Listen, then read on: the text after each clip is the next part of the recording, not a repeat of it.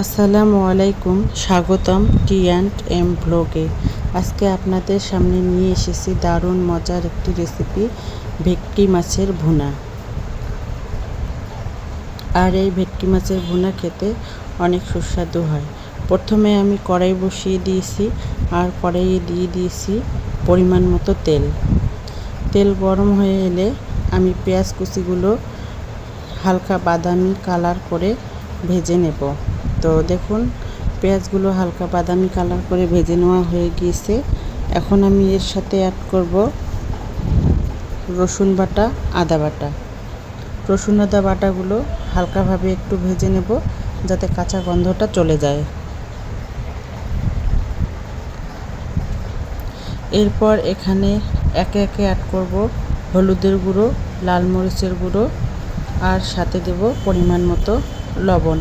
এখানে আমি অন্য কোনো মশলা অ্যাড করব না। এখন মশলাটা কষানোর জন্য আমি দিয়ে দেব পরিমাণ মতো পানি। সবগুলো মশলা যখন ভালোভাবে কষানো হয়ে যাবে, যখন সুন্দর করে তেল ছেড়ে দিবে, তখন আমি এর মধ্যে দিয়ে দেব একটু গরম মশলার গুঁড়ো।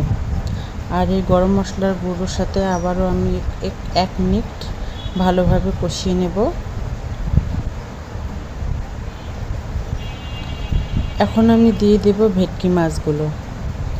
ভেটকি মাছগুলো দিয়ে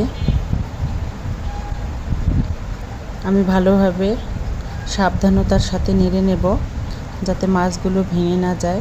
আমি সাধারণত হালকাভাবে রান্না করব। আমি মাছগুলো তেলে ভেজে নেইনি, খুবই সাধারণভাবে রান্না করব সেজন্য। তো মাছগুলো যখন মশলার সাথে ভালোভাবে রান্না হয়ে যাবে, সেজন্য আমি সামান্য পরিমাণে একটু পানি দিয়ে দিলাম, যাতে মাছগুলো ভেতর থেকে সিদ্ধ হয়ে আসে এবং মশলাগুলো ভিতরে ভালোভাবে প্রবেশ করে। তো আমি এখন ঢাকনা দিয়ে দিলাম।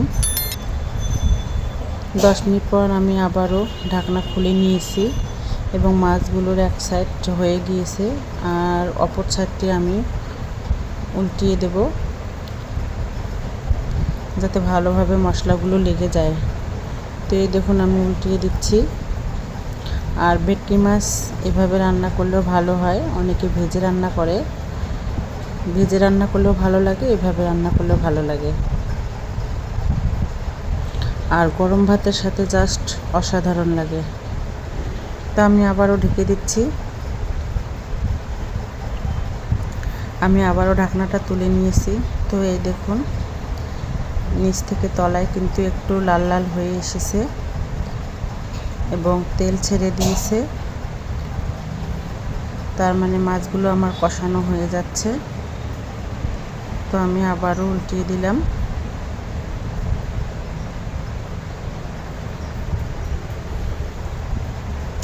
মাছগুলো যখন ভালোভাবে কষানো হয়ে যাবে, তখন আমি দিয়ে দেব পরিমাণ মতো পানি। আর পানির সঙ্গে মশলাগুলো সুন্দরভাবে মিশে যাবে, আর ঝোলটা ঘন হয়ে আসবে, তখন আমি নামিয়ে নেব। তো এখন আমি ঢাকনা দিয়ে দিলাম। 5 মিনিট পর আমি আবারও ঢাকনা তুলে নিয়েছি। আমার রান্নাটি হয়ে গিয়েছে।